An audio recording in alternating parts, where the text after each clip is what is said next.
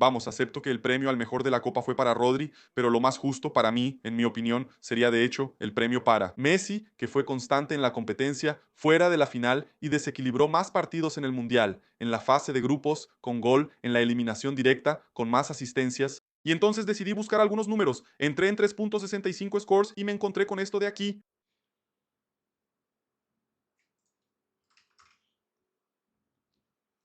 Los 7 mejores jugadores en la calificación 3,65 son delanteros. Messi lidera con un promedio de 8,7, pero en segundo lugar está Andy Aye de Senegal, que sí hizo una buena copa, pero ¿será para tanto? Adiós.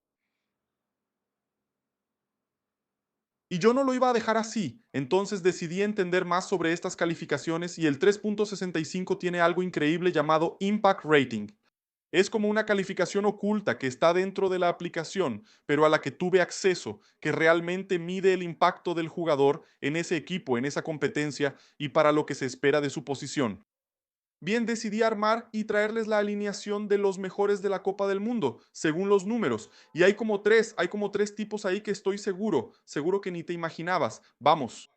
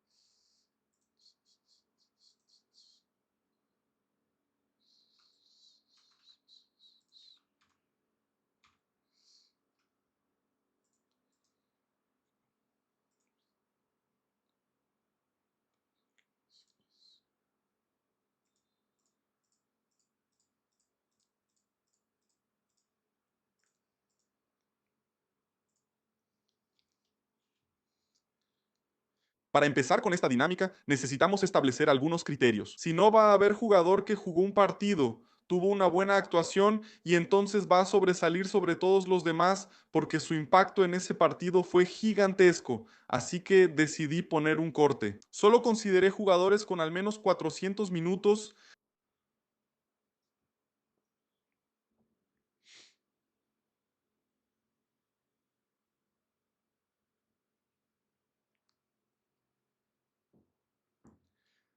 para que te des una idea, 400 minutos son más o menos 4 partidos y medio. O sea, el tipo tiene que haber jugado la fase de grupos, incluso pudo haber jugado algún partidito ahí. En la fase eliminatoria jugó los 16avos y probablemente, si no jugó una prórroga, también jugó los octavos de final. Ahí sí tenemos un recorte más ajustado.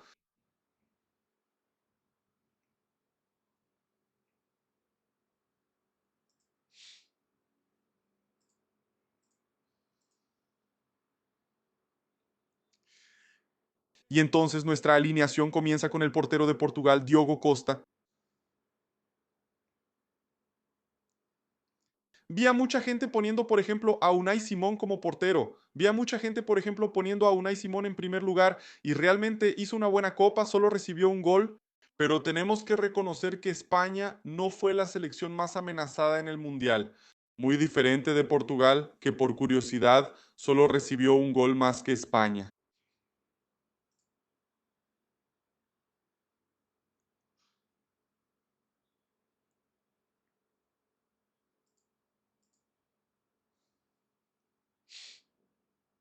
Entre los porteros con buena cantidad de minutos jugados, él fue el segundo portero que menos goles recibió en todo el Mundial. Además, entre los porteros que realmente fueron exigidos, es decir, que de hecho recibieron remates, lo que definitivamente no fue el caso de Unai Simón, él fue el que tuvo el mejor porcentaje de atajadas.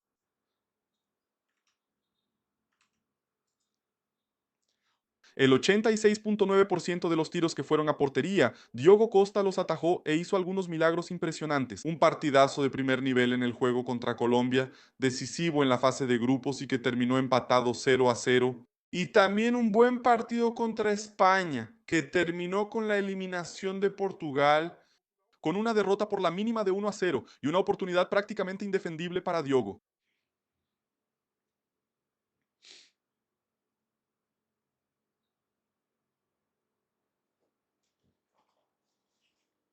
Y aquí incluso hay una curiosidad interesante. Si quitamos ese criterio, por ejemplo, del tiempo jugado, y tomamos jugadores que solo jugaron la fase de grupos, como máximo los 16avos de final, ¿sabes quién fue el portero que quedó mejor posicionado en esa alineación?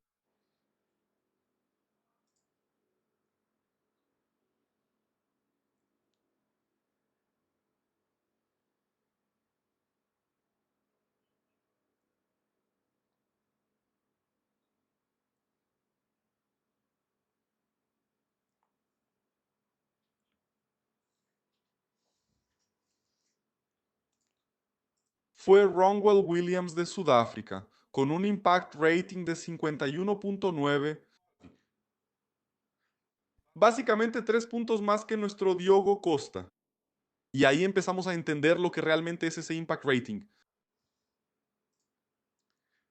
No es solo una calificación para evaluar el desempeño del jugador, sino el impacto que tiene en ese escenario, en ese partido. Entonces, por ejemplo, Williams incluso recibió más goles que Diogo Costa. Solo que tenemos que considerar que ya se esperaba que Sudáfrica sufriría más amenazas también y que naturalmente él recibiría más goles. Pero aún así logró tener un impacto muy positivo entre los sudafricanos que ayudó al equipo a llegar a los 16avos de final. Ya entendiste cuál es, ¿verdad?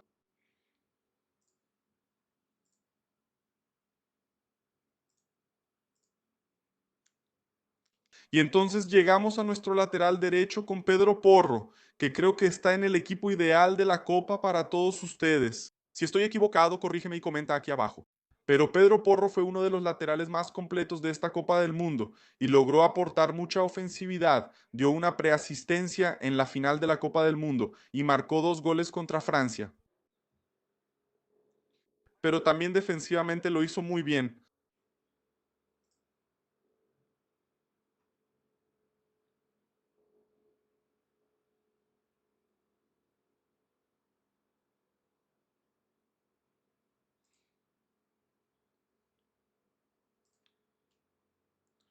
El lateral español logró 37 intercepciones en esta Copa del Mundo y demostró que era una de las piezas fundamentales para que España sufriera pocas amenazas. Muchas veces el balón ni siquiera llegaba entre los defensas centrales y el portero, porque los laterales, los volantes, porque los laterales Rodri, el volante, y los dos mediocampistas tenían un papel muy importante en la contrapresión para forzar al rival al error, y Pedro Porro era uno de los jugadores que ayudaba en esas intercepciones.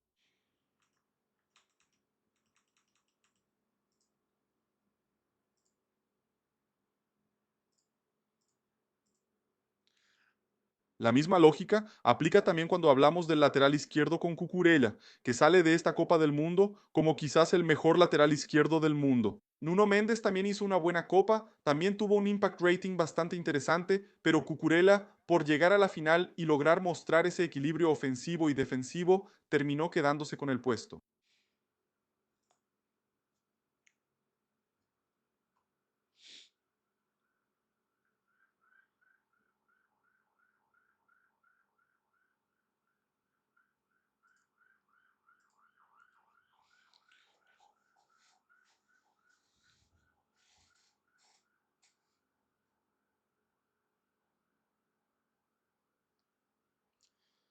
Para que te des una idea, cuando Cucurella estuvo en el campo, Para que te des una idea, cuando Cucurella estuvo en el campo, España fue el equipo en la Copa del Mundo que mejor saldo tuvo entre goles esperados creados y goles esperados recibidos, mostrando el tamaño de la dominancia española en la competencia. Y para quien no lo recuerde, Cucurella incluso fue uno de los responsables del primer gol de Francia. Y para quien no lo recuerde, incluso Cucurella fue uno de los responsables del primer gol de España contra Francia. Es un gol de penalti, todos solo recuerdan el error de Digné después del cobro de Juarzabal, pero la jugada empieza con un pase de Laporte para Cucurella, que avanza hacia el centro y solo después Digné interviene. Y luego, en la secuencia de la jugada, Digné comete el penalti y hay penalti. Y luego, en la secuencia de la jugada, Digné comete el penalti sobre Yamal. Cucurella es un tipo muy... Y la calificación de Impact Rating de Cucurella es... Y la calificación de Impact Rating de Cucurella es tan alta porque es un jugador que tiene impacto en todo el campo. Es un jugador que muchas veces baja para ser prácticamente defensa central y lo hizo bastante en el Chelsea. Muchas veces juega más por dentro, prácticamente como contención, pero también sabe pasar por fuera como lateral. O sea, es un tipo que equilibra muy bien en todas las funciones. Tal vez menos agresivo ofensivamente que Pedro Porro, pero muy bueno en los duelos defensivos y ahí supera a su compañero español.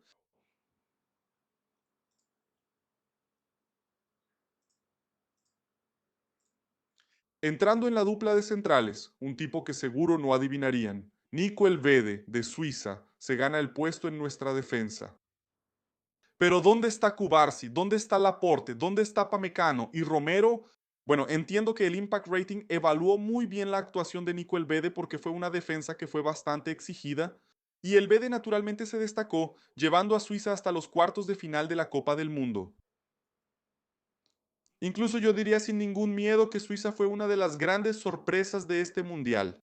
Jugó un partido sólido, controlaba muy bien la posesión y el Bede muchas veces iniciaba las jugadas, él por la derecha y Akanji por la izquierda.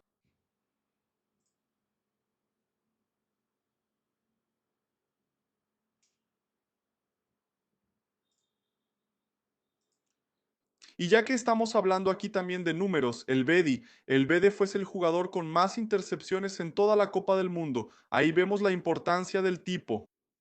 65 intercepciones en todo el mundial,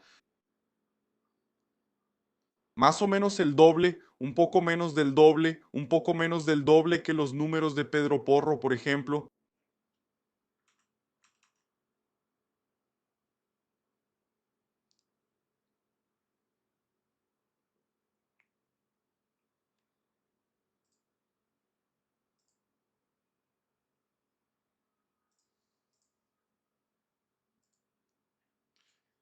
Y para hacerle compañía, hubo un brasileño ahí, Gabriel Magalhães. ¿Quién diría que la selección tendría algún representante, especialmente del sector defensivo? Pero tenemos que reconocer que Magalhães tuvo un buen nivel en la Copa del Mundo. Para que te des una idea, él fue el 10º jugador de toda la Copa en número de duelos. Para que te des una idea, Gabriel Magalhães fue el 10º jugador de toda la Copa del Mundo en porcentaje de duelos ganados, ya sea por arriba, por abajo o muchas veces incluso en duelos ofensivos con el balón. Duelo. Físicamente se destacó, protegió bien la profundidad. Y quiero destacar aquí a Magalhães porque quedó muy marcado por haber recibido el gol de Haaland. El primer gol que abre espacio para la victoria de Noruega, pero no me gusta minimizar su actuación. Su temporada en el Arsenal fue imprescindible, probablemente el mejor defensa central del mundo, y que la selección puede trabajar muy bien ya pensando en la Copa de 2030. Incluso aquí en el canal publiqué ese video. Y imaginando cómo Ancelotti puede empezar a preparar a la selección ya para la próxima fecha FIFA. Pero no te preocupes, pero no te preocupes por verlo ahora, porque lo voy a dejar enlazado al final de este video, ¿vale?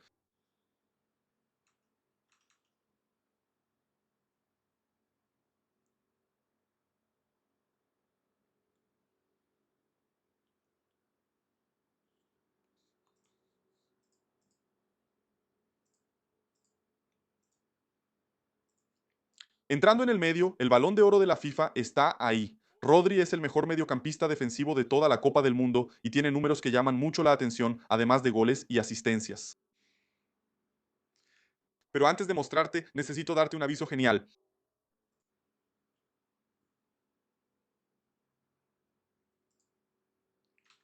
Adiós.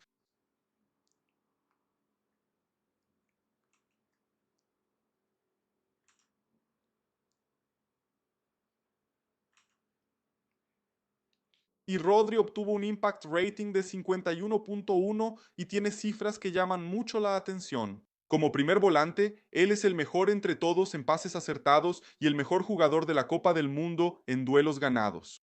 Pero no se queda ahí. Si tomamos a todos los jugadores de la Copa, él fue el segundo mejor en pases progresivos, pases que ayudan al equipo a avanzar en el campo.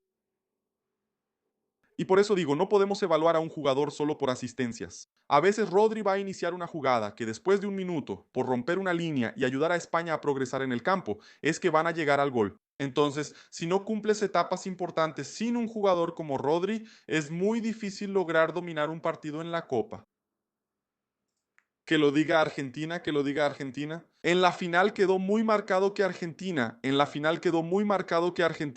no remató ni una sola vez al arco y ni una sola vez en 90 minutos. Pero eso pasa porque la gente lo ve de una forma muy superficial. Se quedan con esos números simples y no profundizan en el juego. No lo miran con lupa para realmente entender lo que pasó ahí.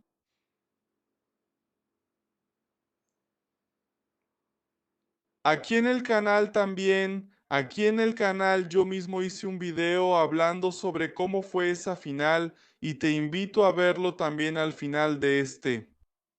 Pero más importante que eso, cuando empezamos a entender que el fútbol no son solo números, mucho menos los números básicos del juego, empezamos a entender el juego de otra manera. Y por eso en Fútbol Máximo decidimos construir nuestro juego a nuestra manera. Mientras vemos que los juegos de fantasía trabajan con esos números más básicos, ¿verdad? En donde los volantes difícilmente van a puntuar bien si no hacen muchas recuperaciones. Nosotros decidimos ver el juego de otra manera. Y por eso vamos a lanzar nuestro juego de fantasía el 2 de agosto, un juego en el que vas a poder seleccionar jugadores y según su desempeño en la vida real vas a ganar puntos para competir contra nosotros. Apúntalo en tu agenda y suscríbete al canal. El 2 de agosto les traigo más novedades sobre eso.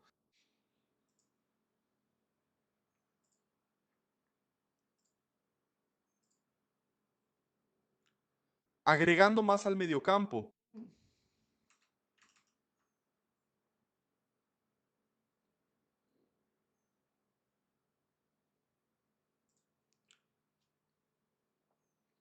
Agregando más al mediocampo.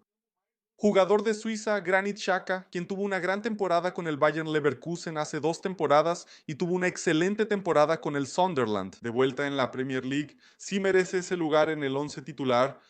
Su impact rating fue de 48.7 por debajo del de Rodri, pero me atrevo a decir que él fue del jugador más importante de Suiza en la Copa, el jugador que hacía que el equipo funcionara. Fue el cuarto de toda la Copa del Mundo en pases progresivos, esa es mi métrica favorita, es la que más me gusta para evaluar mediocampistas que construyen el juego.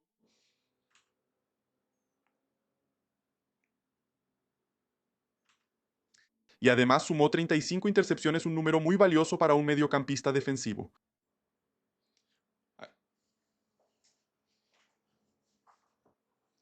Quien vio los partidos de Suiza notó que era una selección a la que le gustaba trabajar mucho con la posesión, circulaba bastante, usaba la salida de balón corta para atraer al rival y después buscar los espacios entre líneas. Con eso, Rubén Vargas lo hizo muy bien, Manzambi lo hizo muy bien, Embolo, a pesar de la expulsión, también lo hizo muy bien, y nada de eso sucedería si no estuviera Xhaka en la base de la jugada, construyendo las jugadas con el juego de frente. No es casualidad que Xavi Alonso, quien lo entrenó en el Bayern Leverkusen y que acaba de hacerse cargo del Chelsea, le pidió al Chelsea que hiciera una consulta al Sunderland para llevarse al suizo a los Blues. Si va a funcionar o no, no hay cómo saber. Si esa negociación va a funcionar o no, no hay cómo saberlo, pero sin duda aquí en Fútbol Máximo vas a seguir la temporada del Chelsea, porque a nosotros también nos gusta mucho hablar de fútbol europeo.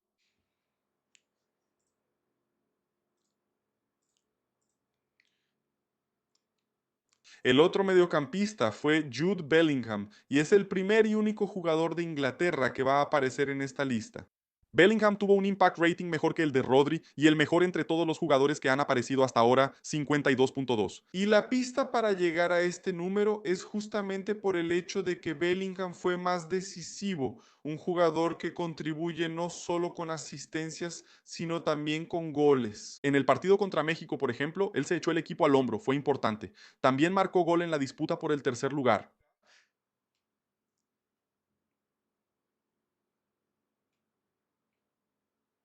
Y aunque, en mi opinión, no se desempeñó tan bien defensivamente en la eliminación contra Argentina, fue el jugador de Inglaterra que más logró mantener la regularidad junto con la capacidad de decidir. A mí también me gustó mucho Elliot Anderson, pero tenemos que admitir que no hay manera de competir con Rodri en esa posición.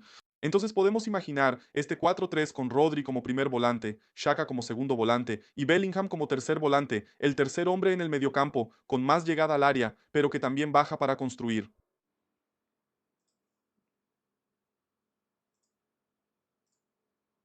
En el ataque va a haber algunos nombres bastante obvios, pero hay una gran sorpresa. En el ataque va a haber algunos nombres bastante obvios, ¿verdad? Aquí en el ataque va a haber algunos nombres. En el ataque va a haber algunos nombres, en el ataque va a haber algunos nombres bastante obvios, pero hay un nombre menos obvio que voy a dejar para el final. Para empezar, vemos a Mbappé con un impact rating de 72.7. Él fue el goleador de la Copa del Mundo y demostró en este mundial que no es solo ese delantero que se infiltra a las espaldas de la defensa. Mbappé bajaba muy bien para asociarse, para jugar de espaldas, para intercambiar pases en espacios cortos con Olise, con Dembélé, y en algunos momentos incluso lo vemos haciendo paredes y jugando en espacios cortos. Fueron 10 goles en el Mundial y ahora es el máximo goleador en la historia de las copas. No podía quedarse fuera.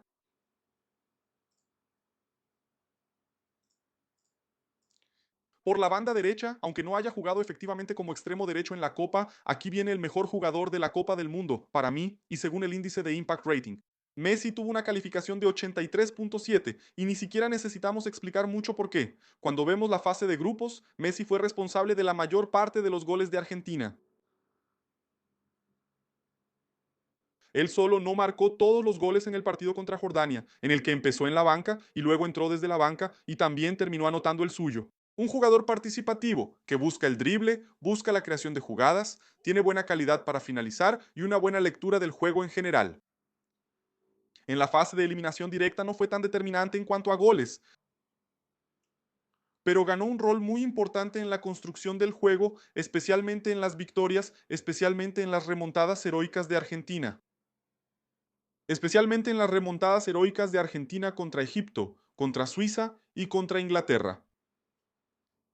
Por más que haya hecho una Copa del Mundo por debajo, yo lo pongo. Por más que haya hecho una final de Copa por debajo, mucho porque no tenía un equipo que le ofreciera las mejores condiciones para desequilibrar el juego, yo lo pongo como el mejor jugador de la Copa del Mundo por encima de Rodri. Porque el nivel de desequilibrio en un partido que él genera es más determinante que el desequilibrio de Rodri. ¿De qué sirve que Rodri entregue 10, 20, 30 pases progresivos en el juego? No va a servir de tanto si Rodri da 30 pases progresivos en el juego, que hacen que el balón llegue al campo de ataque, si no hay un jugador del calibre de Messi, por ejemplo, en el último tercio. Y vimos claramente que Argentina ganó la final de la Copa del Mundo mucho por ese extraterrestre. Hasta se puede hablar de dependencia de Messi aquí.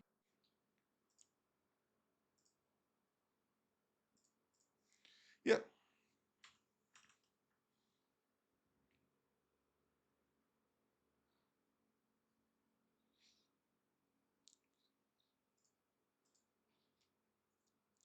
Para el extremo izquierdo, nuestro Vini Jr. también fue seleccionado por el Impact Rating, calificación de 55.9 y con datos muy interesantes también.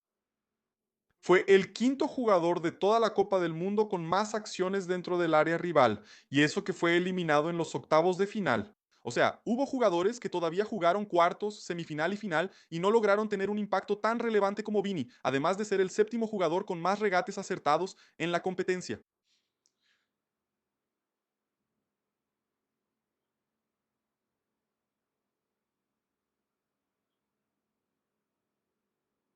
Luego sumas todo eso con los 4 goles que marcó y que en algún momento incluso peleó por ser el máximo goleador de la Copa y logró ser determinante. Para quien no lo recuerda, él es quien da ese pase para Hendrik, perdió una gran oportunidad y eso tiene que ser evaluado en el índice de impacto de Vini y por eso termina entrando aquí en nuestra alineación. Entonces cerramos el equipo con Diogo Costa, Pedro Porro, Elvede, Gabriel Magallanes y Cucurella, Rodri, Bellingham y Xhaka, Messi, Mbappé y Vini Jr. Curiosamente, dos jugadores de la selección brasileña solo de Inglaterra y solo de Francia. Pero dime, ¿te gustó ver este tipo de análisis con la selección de la Copa del Mundo según los números? Ahora dime, ¿cómo sería la selección de la Copa del Mundo según tu opinión?